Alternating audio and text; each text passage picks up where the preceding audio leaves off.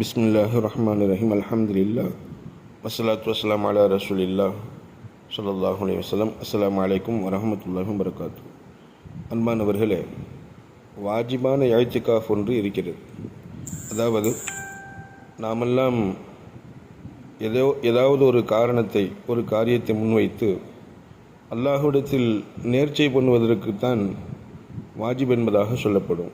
யா அல்லாஹ், எனது இந்த காரியம் நிறைவேறிவிட்டால், அல்லது எனக்கு உடல் ஆரோக்கியம் கிடைத்துவிட்டால், அல்லது இந்த மாதிரியான காரியம் எனக்கு கைகூடிவிட்டால் உனக்காக நான் இஅ்திகாஃப் இருக்கிறேன் என்று சொல்லி நாம் நியத்து வைத்தால் அந்த இஅ்திகாஃப் வாஜிபான நியத்தாக மாறிவிடும்.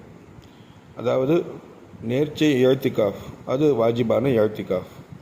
இப்படி நேர்ச்சையின் மூலமாக நம்மீது வாஜிபாகிவிட்ட, கட்டாய கடமையாகிவிட்ட அந்த இஅ்திகாஃபிற்கு எவ்வாறு நாம் நியத்து வைக்க வேண்டும் என்பதை நாம் பார்க்கும்போது, பிஸ்மில்லாஹி தவக்கல்து அலல்லாஹி அல்லாஹும்ம இன்னி நவைத்துல் இஅ்திகாஃப ஃபி ஹாதல் மஸ்ஜிதி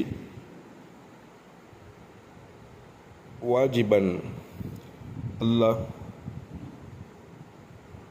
உன்னுடைய பெயரை கொண்டு, அல்லாஹ்வின் பெயரை கொண்டு நான் இந்த பள்ளிக்குள் நுழைகிறேன். மேலும் அல்லாஹ்வின் மீதே நான் நம்பிக்கை வைத்துள்ளேன். யா அல்லாஹ், நிச்சயமாக நான் இந்த பள்ளிவாசலில் வாஜிபான இஅ்திகாஃபை நியத்து செய்கிறேன் என்று நாம் என்ன செய்வது, நியத்து வைத்து எத்தனை நாள் நாம் நியத்து வைத்தோமோ அத்தனை நாட்கள் இஅ்திகாஃப் இருப்பது வாஜிபாகும்.